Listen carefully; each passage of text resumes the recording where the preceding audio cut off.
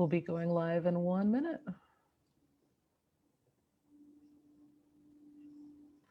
Hangi, we still can't hear you. Oh no.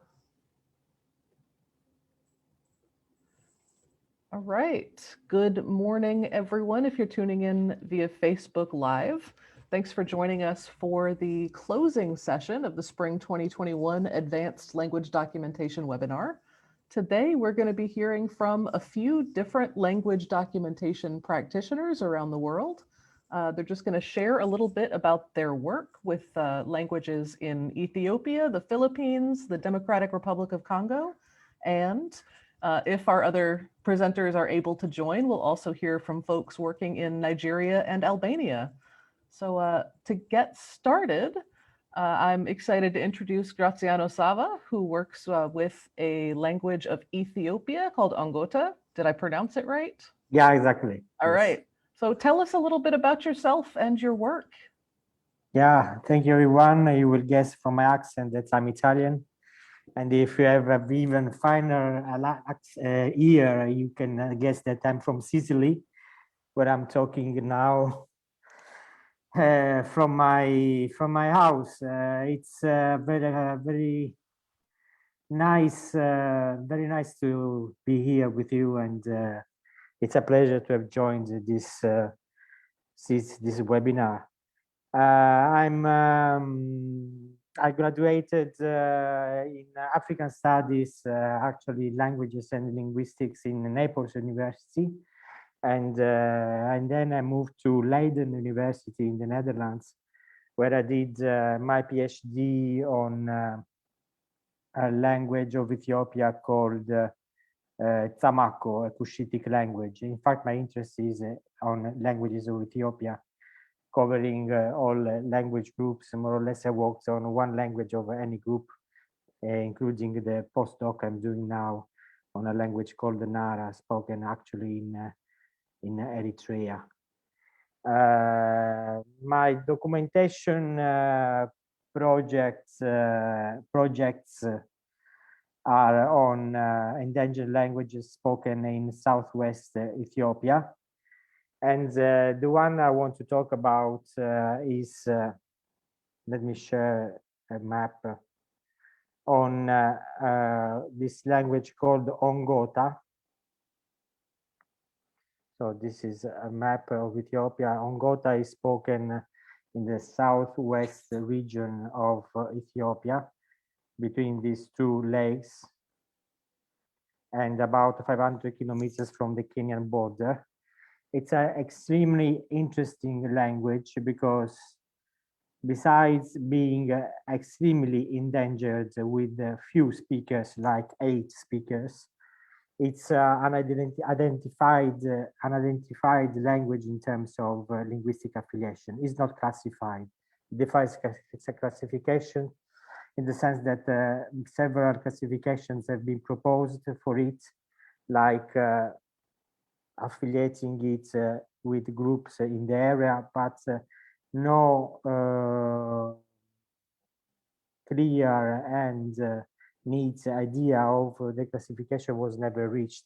That's why I tend to say that the language is an isolate. This is historically extremely important for the area, for the understanding of African history in general, of course.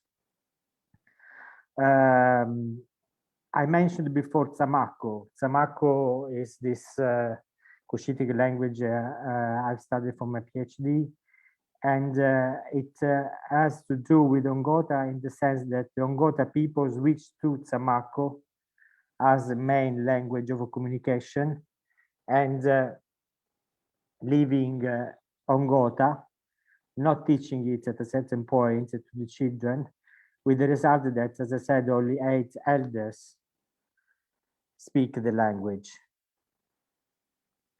The idea is that the Ongota, in the history of the Ongotas, there were a series of alliances, chronologically one after the other, with the neighboring people, for and as a consequence, there is lexical material absorbed by the ongotas, they blurred actually the classification, as I said.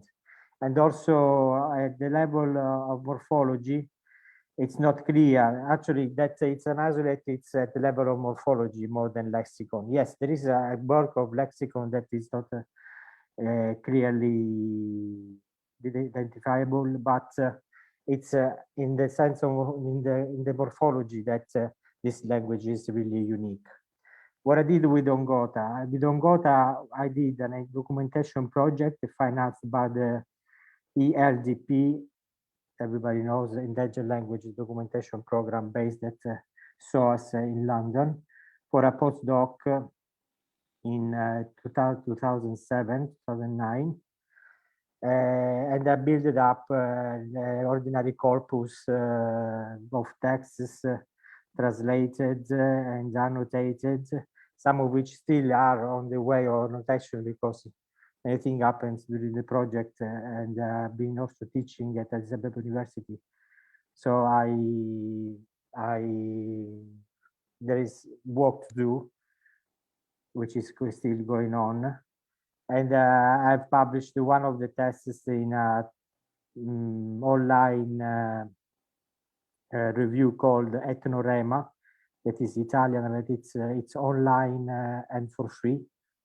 It's on beekeeping, because one has to say that the Ongotas are hunter-gatherers who switched and are switching to agricultural practices and pastoralism. But traditionally, they are hunter-gatherers, beekeeping, and fishermen. I don't know if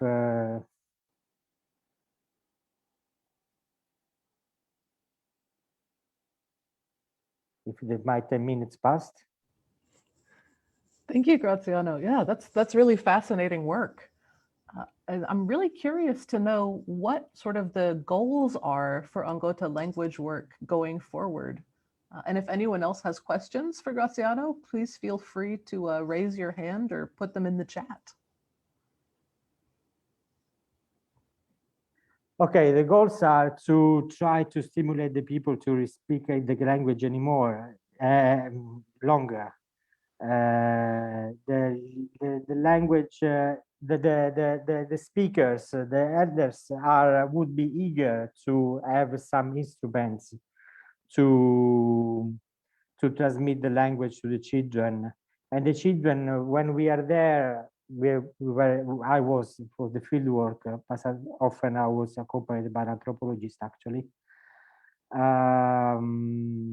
While we were doing the field work, started getting interested, and the elders started telling stories and explaining how the language worked.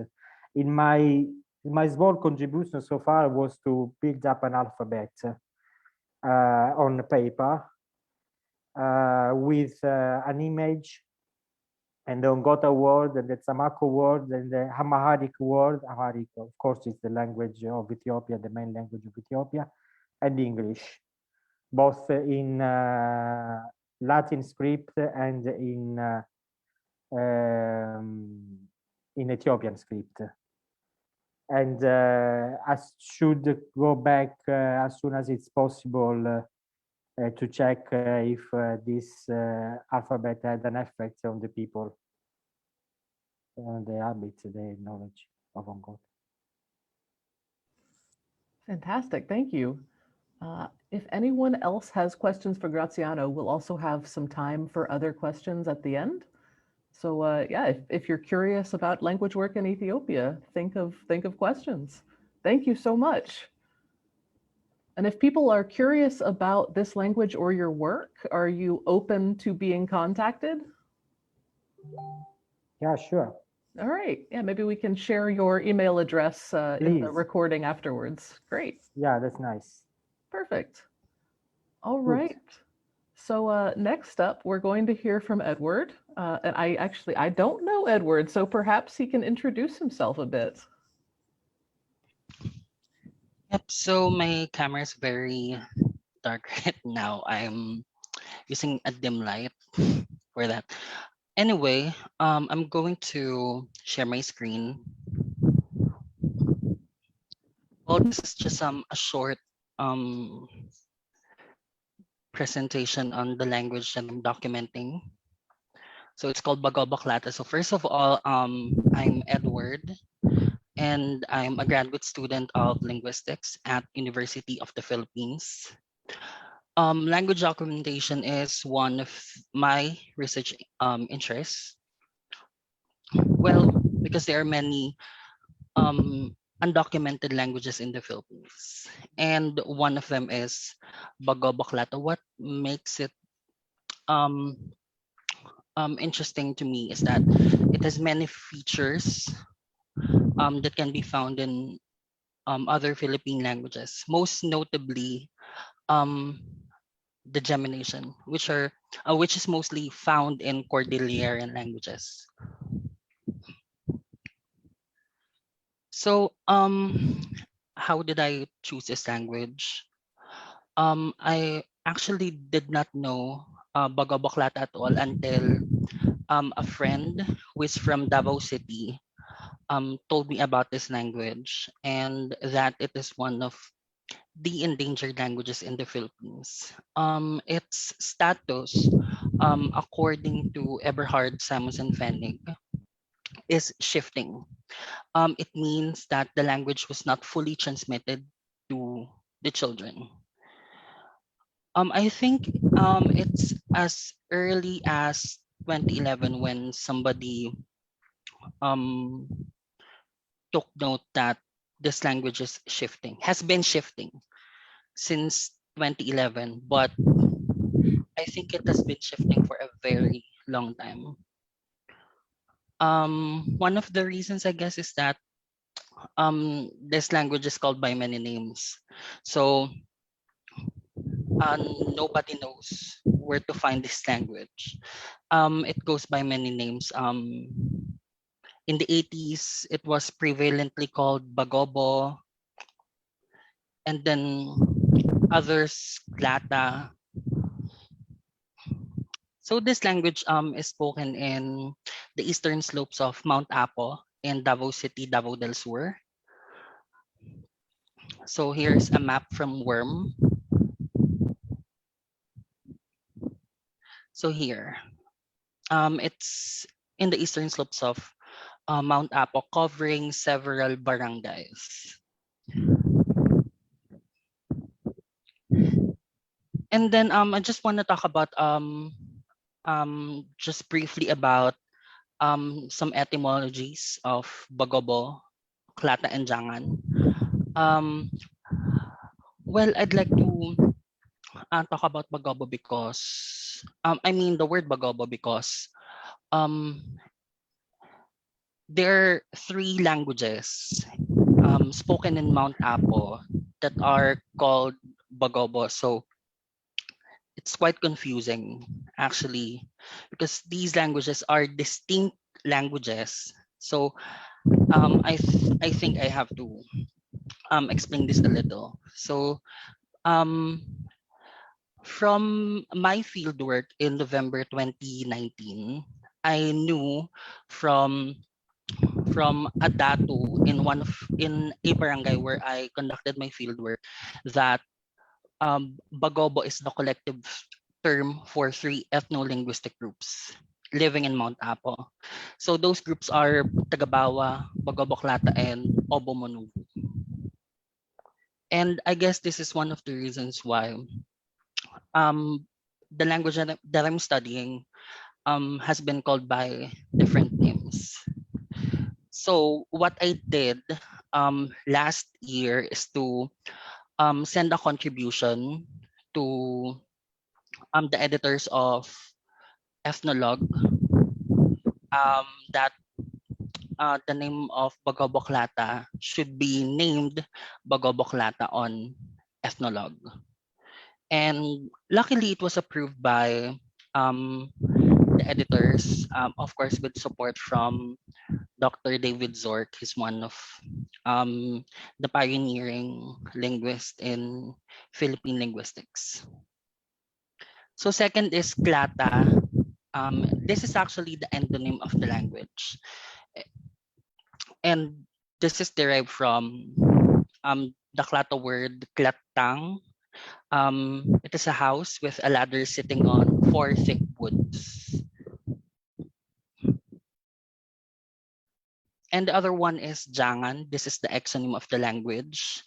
Um, this was the name of Bhagavata ethnologue for so long, which I tried to change by making a contribution on ethnologue. And there are several possible sources on the etymology of jangan. Um, some some informants I met said that it came from one of the datus in 1800s called Datu Lianga.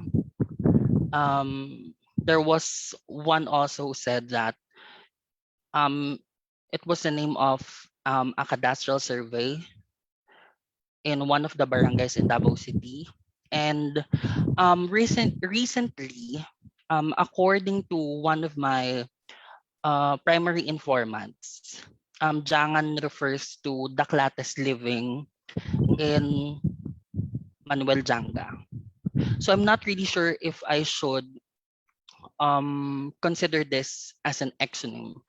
I guess provisionally, because many elders I met in the community agree that Jangan is an exonym. But when I um, learned a new account on a possible source of the etymology of Jangan, I'm not really sure how to work on it, but provisionally it will be considered an exonym. And then I embarked on my first field work almost 2 years ago, in November 2019 in Barangay Sirib, Kalinan District.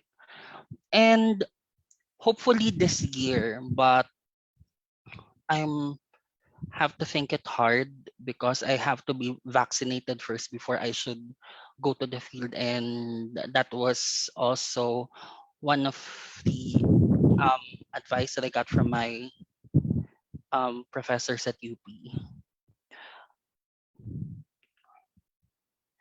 And here are some major studies done on Bagoboklata. So there are only four, and none of these studies ever um, described Bagoboklata in any way that could be considered enough. So a study on the grammatical description of Bagoboklata is warranted. So that is one of the reasons why I want to write a grammatical sketch on this language. Um, One of the reasons is that this language is endangered. So if the decline in children learning this language continues, this language might go extinct. So I have to write that grammar sketch. And lastly, here are some of the salient features of this language. Well, from some of you who are familiar with Philippine languages, so Philippine languages are known for the voice affixes, of course. And apart from those, this language is known for gemination. This language is one of the few languages in Mindanao with gemination, because most languages in the Philippines that are geminating are located in the Cordillera region. And um, I'm not sure if all Mangyan languages are, but there are, I think, a few Mangyan languages that are also geminating. Apart from that, this language also has consonant clusters. And as far as I know, there are only 3 languages in the Philippines that have natural consonant clusters. The others being Blaan and Tibol. The third one is the loss of reflexes of word final Proto-Malayo-Polynesian R and word final Proto-Malayo-Polynesian R and N. And lastly, syllable deletion or vowel syncope triggered by the transitive affixes O and A. So these salient features are among the findings in my study, but I'm still writing it. So the grammatical description that I'm going to write includes, of course, phonology, morphology, and syntax. And I hope to finish this study this year. And of course, if any one of you is interested, I can share my study with you. And that's all. Thank you and good day. All right. Thank you so much, Edward. That was fascinating. I don't know very much about Philippine languages, but there is so much interesting work happening with phonology and language change studies in the Philippines. And this was a really cool example for any of our participants who are interested in doing documentation of phonology and using this to look at language family relationships. So thank you, Edward. Yes. That was fascinating. Thank you also for the opportunity and welcome. Absolutely. Thank you for sharing about your work. And I'm curious if the members of this language community are particularly interested in using this documentation for any purpose. Is there interest in language revitalization or development going forward? Um, I've not, we've not really um talked about this work apart from, of course, participating in the data collection, but most of them are happy that a grammatical description on their language is about to be written, and I hope that it would serve as a springboard for their MTB MLE materials, as well as literacy materials. And we're also talking about on a dictionary project. Should there be should we find a grant? Hopefully next year when the decade of international decade of indigenous languages start. Oh, that's great. And for people who don't know, what is MTB MLE? Also, MTB MLE stands for Mother Tongue Based Multilingual Education. So this uh, uh, law prioritizes mother tongues as the first languages to be learned by children at school and will be used alongside with the dominant languages, including English, later on as they progress through their education. Great. Yeah, thank you. That's really cool that the Philippines has actual policy in place to support mother tongue based education. Yes. All right, folks, if anyone else has questions for any of our presenters, you can raise your hand on Zoom. You can put them in the Facebook chat, whatever is most convenient for you. And it actually looks like our next presenter has not arrived yet. So we've got a moment. If anyone is interested in sharing about their own language work, it's okay if you didn't prepare a presentation. If you would like to just speak a bit about what you're working on, that would be really interesting to hear from other participants.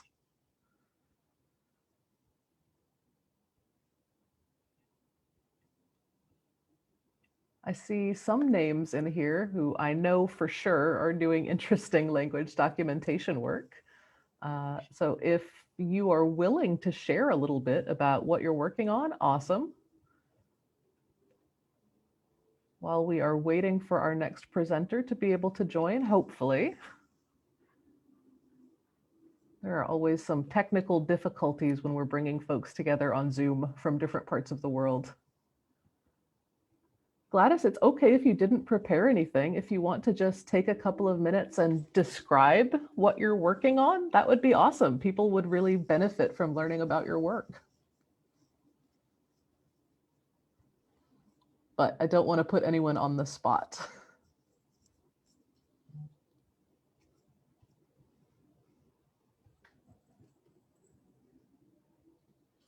No problem, Gladys. Tarab, actually, if you wanted to share a bit about what you're doing with the Society for Endangered and Lesser Known Languages of Pakistan, that would be cool. But if you are not ready or prepared to share about that yet, that is okay. Yeah, I'm ready all the time, as Great. usual. As I have already discussed with you about the 2 or 3 dominant languages that are promoted and that has been favored by state language policy in Pakistan, and other languages, that is, according to Zubair, Thorwali, and Fakhruddin, 74 languages are spoken in Pakistan. And in these 74 languages, only English and Urdu, they are the dominant languages, while other languages are like suffering. At the first stage, I found a society for these endangered languages, and I'm connecting linguists from different regions of Pakistan, and almost probably they are the speaker of different languages, especially I have added members from northern Pakistan, and I have also included members from southern Pakistan.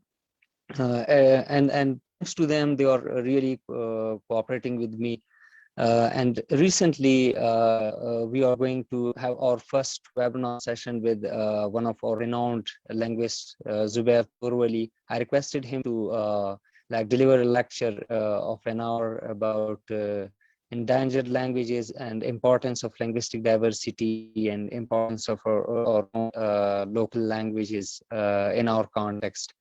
So we have made this progress, and I have also like at first stage, I made a WhatsApp group. I connect linguists from different regions of Pakistan, and now 2 or 3 days back, I made a page. I found a page of a Facebook page for different linguists to bring them on board and connect them.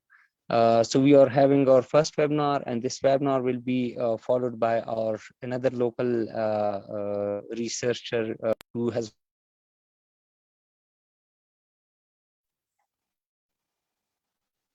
sorry for the interruption, who has worked a lot on the linguistic diversity in northern Pakistan region, that is Fakhruddin Akhundzada will deliver a lecture. And after that, we will also have certain lectures on multilingual classroom practice by Kashif Raza, who is also a local researcher. And then we will shift towards researcher from different parts of world, like 2 or 3 speakers, potential speakers. They have been in contact with me. Thanks, Dr. Anna, that you connected us previously. So we have made this progress till now, and we will go further. We will work further on it, and we will go towards language documentation. The process of language documentation and awareness about language documentation, and we'll also arrange a workshop on this very domain. So we are working since we are new, and we face a lot of problems also in terms of connecting linguists and also requesting different researchers. But again, I will say thanks to our community that they are cooperating with me.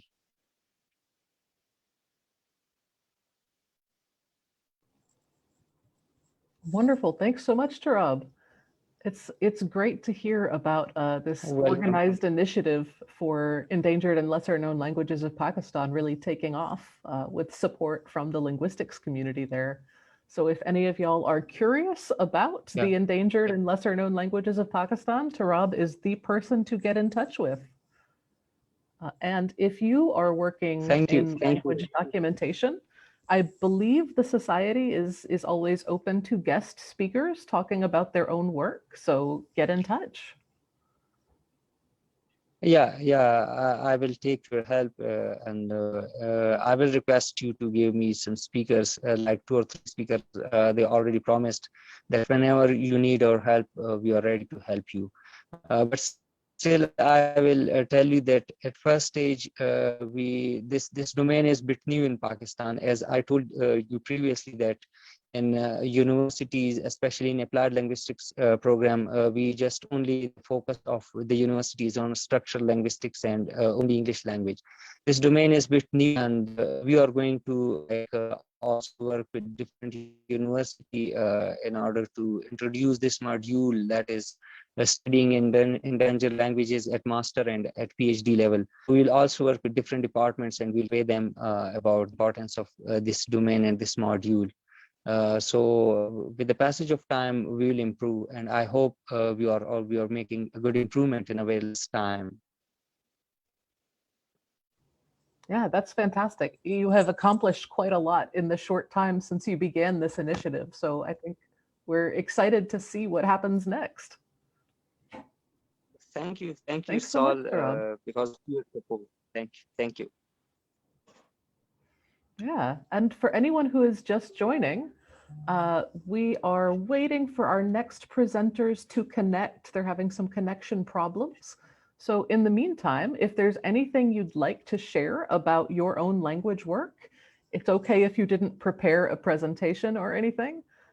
Feel free to just raise your hand, and we would love to hear informally about what you are working on in your language documentation and revitalization work. And I'm just going to check the Facebook chat to see if anybody has questions there.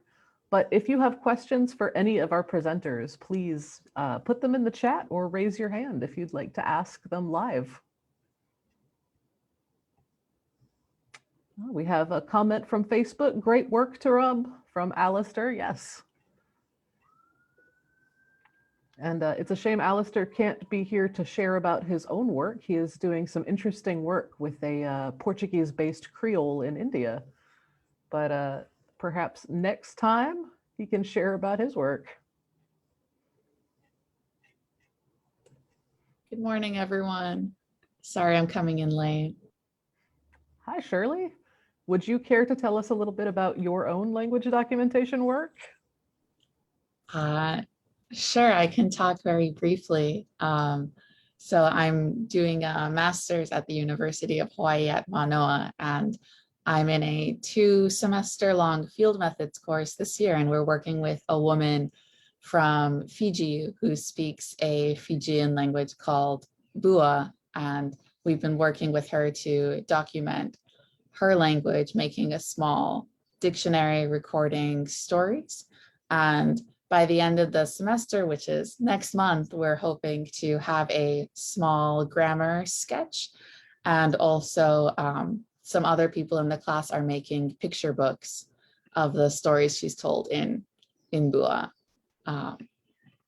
Yeah, so that's what I have been working on this year. It's been a great experience, and remote fieldwork has had some challenges, but it's actually been going a lot better than we all thought it would.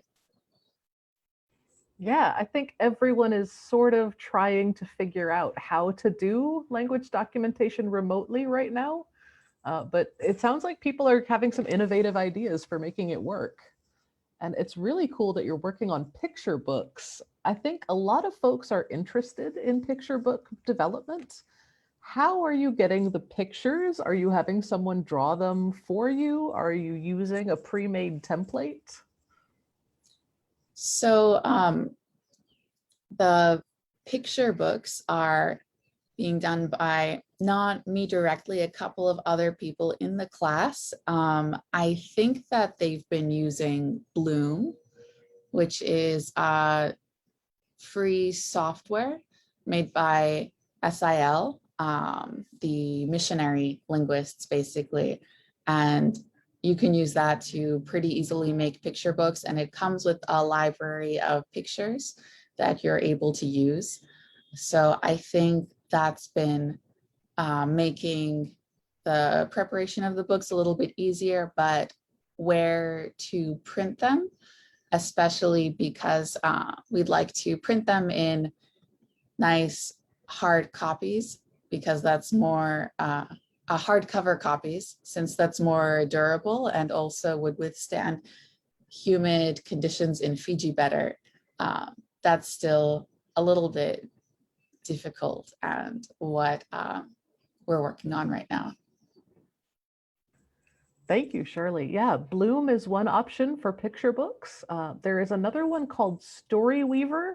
I'm going to paste it in the chat here. Oh, looks like Marie actually has already put it in. Yeah, so Storyweaver is another option from a organization in India called Pratham Books. They're a book publisher, but they have a free storybook translation site where you can find pre-made kids storybooks and just easily replace the text with your own language.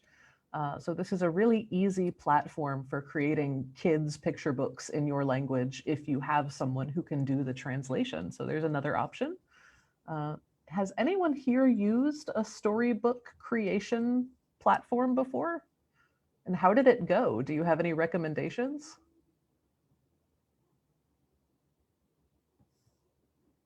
Keeping an eye on the chat. It looks like Marie has maybe used Storyweaver. Oh, and she mentions that Storyweaver is working with Google to use various scripts too. Yeah, it can be really difficult if your language uses a special writing system to digitize that. But it's really handy when you manage to get technical support for your own writing system. If you are interested in getting your writing system digitized, Google has a team that works with that for Gboard, and the Unicode Consortium also supports that kind of work. So if you need assistance connecting to those programs, you can get in touch with us at ELP. And Diana mentions we use StoryJumper. It can use our orthography. Oh, cool. I have not heard of StoryJumper. Diana, if you want to share a link, that would be really cool. Yeah, I have seen Storyweaver in action. I'm not familiar with StoryJumper or Bloom, but I attended a really large gathering of Indigenous peoples in India right before COVID began. And there was a Storyweaver table there where people could just come, sit down, and translate a book immediately in their language. And I saw a few folks just create storybooks in the span of an hour, and they were really excited about it. So this is an interesting option if you're into storybooks in your language. And Adrian says, I use Storyweaver to translate stories into Kurivini, which is the Louisiana Creole language. Awesome. Yes. Adrian, if you'd like to share about your language with Kurivini, that would be great. It's okay if you didn't prepare anything, but if not, that's fine. I don't want to put you on the spot.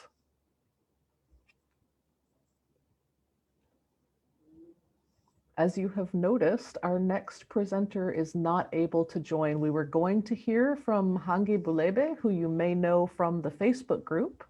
He is working with the Kihunde language in Eastern Democratic Republic of the Congo. He lives there in Goma, and he has been tirelessly working for Kihunde for many years, teaching classes, working in language development, working on a dictionary.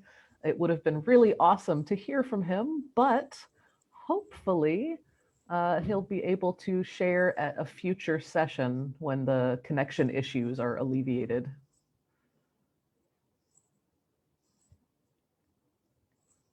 Yeah, and if anyone has questions or they would like to share about their language work, please feel free to hop in. Otherwise, we may have to end a bit early if our other presenter can't make it in.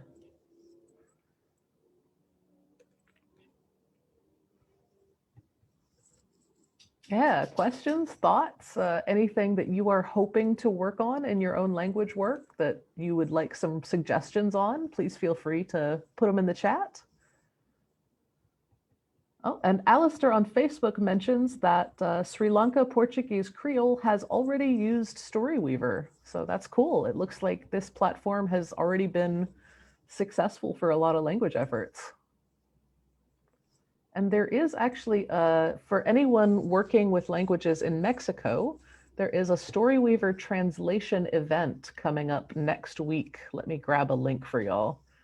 I think it's hosted by a group called Oaxaca Multilingue, which is specifically for the languages of Oaxaca, but I think anyone is welcome to participate in that. So yeah, I just pasted a link in the chat. Let's see, I'll add it on Facebook too. There we go. So if you are interested in trying out Storyweaver, there's a translation event. I believe it'll be based in Spanish. So if you speak Spanish and you are interested in trying storybooks, go for it. Yeah. All right, folks. Well, we are still not able to get Hangi joining us here. And our participant, Saul from Nigeria, was mentioning he might be a little bit late. So we're going to give it a few more minutes and hope he is able to join us. It sounds like he is stuck in Abuja traffic, which sounds like a bear of a thing to deal with. So in the meantime, if anybody wants to share and let somebody other than me talk, I'm sure you all have had enough of me talking. Hi, Anna. I would like actually to Yay! mention something. Well, Please. I didn't prepare anything, but my name is Gladys Camacho. I'm from Bolivia. I'm a native speaker of South Bolivian Quechua. And since I'm a PhD student in linguistics at the University of Texas, and I lead one project in Bolivia, which is the Linguistics Summer School Bolivia, and our main work is to offer free linguistic training to native speakers of Bolivia, because Bolivia has a lot of indigenous languages, like about 20 language families spoken in the Andes of Bolivia and also in the Amazon. And since 2016, we have been training native speakers of indigenous languages to pursue linguistic studies and also to revitalize their own languages and to be involved in community-based projects of different kinds. And we have our web page that you can visit here. And we also host, every 2 years, we host the linguistic colloquium in Bolivia, and it's now open to the public and people who might want to be part of. And this will take online in July 17 and 18, I believe. And people who work in the Americas can join our colloquium. I have put in the chat the flyer with the call for papers. It's also in Linguist list that you can easily join. But I also work in documentation. Well, if you have heard about Quechua languages are spoken across the Andes. Like we know, like we say Quechua language, but it's not a Quechua language. Quechua languages have a common history, but over time they became many different languages. My colleagues and I have been working on that. So how many Quechua languages do we have? We think at least 13 different Quechua languages spoken across the Andes. And but also another thing we say about Quechua is, yeah, Quechua has about 10 million of speakers. Yeah, which is great. It's not endangered at all. Probably, but from my L1 insights coming from a rural town, and well, my parents, my grandparents were monolingual. They only spoke Quechua, and my mother only speaks Quechua. And to me, as an L1 speaker of Quechua, the way elders speak is in danger of disappearing, because in most cases, those varieties are no longer being passed to younger generations. Some kids are, well, because of migration and other social factors, they are no longer acquiring those varieties. And that is highly endangered. And in my PhD study, something that I was looking at is like specifically monolingual Quechua and what varies in the grammar of monolingual Quechua and the way younger people speak. And there's a lot of differences. Yeah, that's something that I want to share like briefly. And if people have questions, feel free to ask. And also, I forgot to mention that I am also a language activist. My colleagues, a group of native speakers of Quechua, and I have this page to revitalize Quechua language, but particularly we stress monolingual varieties and also the way elders speak or the way Quechua is spoken naturally in rural towns. Thank you, Gladys. It's really exciting to learn about all of your capacity building work in Bolivia. And it's also good to keep in mind that, yeah, even when a language is pretty strong, like Quechuan languages, you can be at risk of losing certain ways of speaking and certain registers and a lot of knowledge. So thank you for that reminder.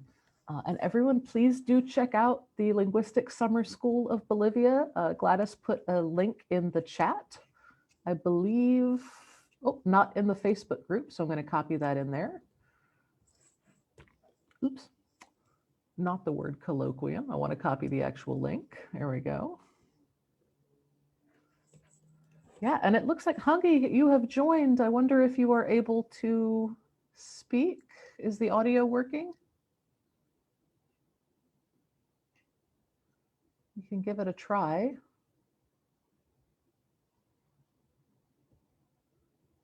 Oh, looks like he is currently connecting to audio. Hopefully it will work. Yeah, and sorry for the technical difficulties, everybody. It's always tough to bring people together on Zoom from different parts of the world smoothly. But hopefully we'll be able to hear from Hungy about his work. Let's see, I can't hear you, Hungy. Oh no.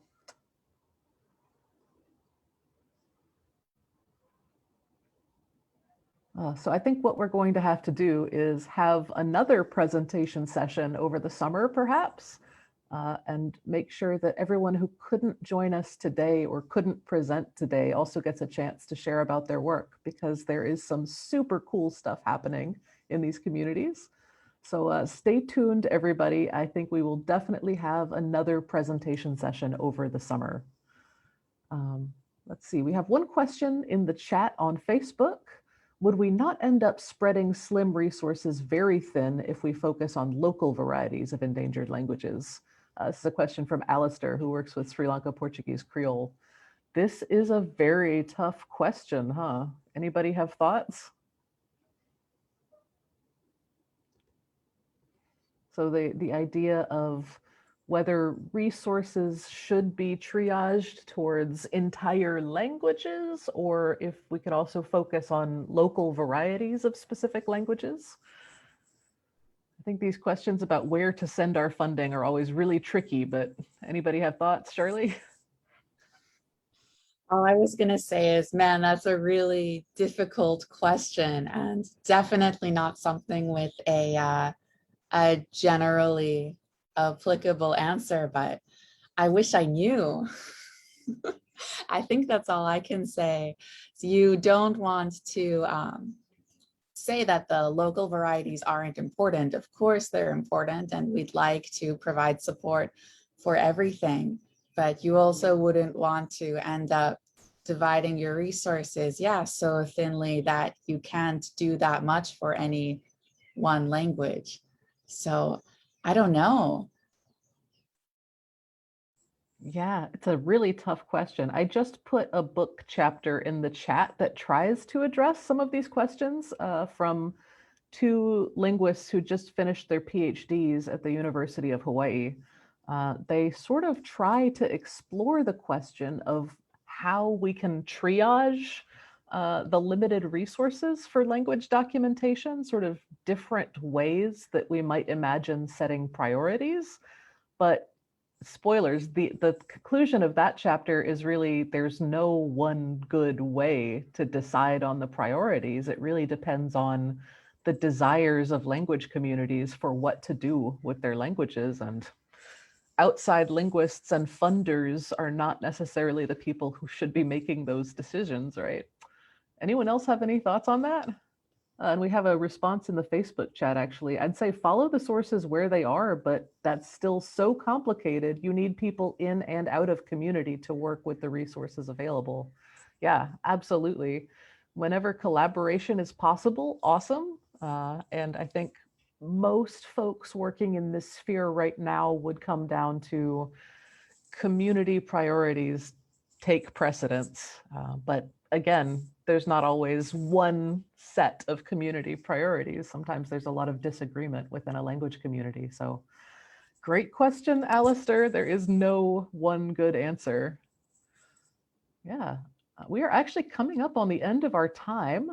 But if anyone else has any questions or thoughts for the folks who have shared about their work today, feel free to raise your hand or put them in the chat.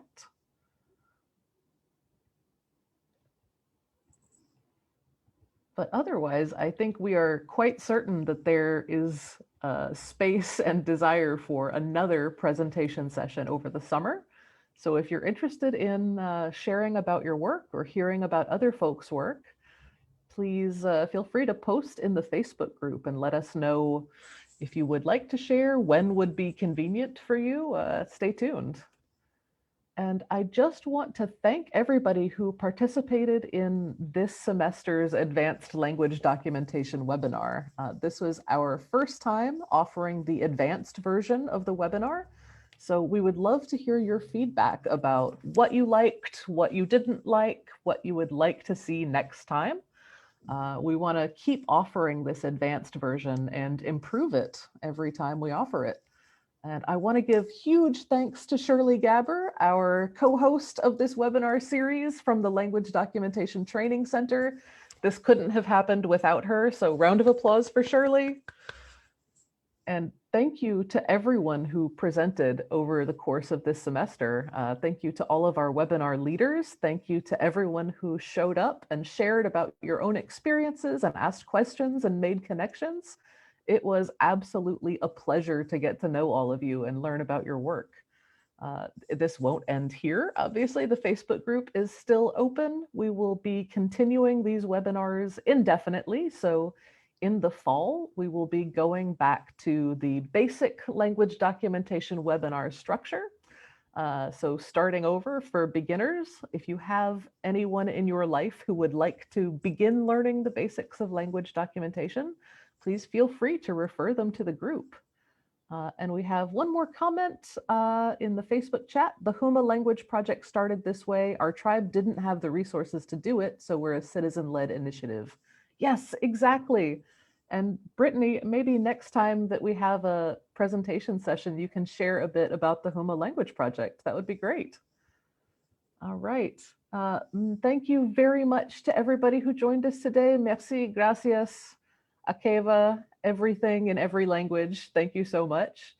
And we will see you next semester in the fall and over the summer for additional presentation sessions. Thanks, everybody. Aloha. Thanks, everyone. Bye. Bye, folks. Thank you. Goodbye. Bye-bye.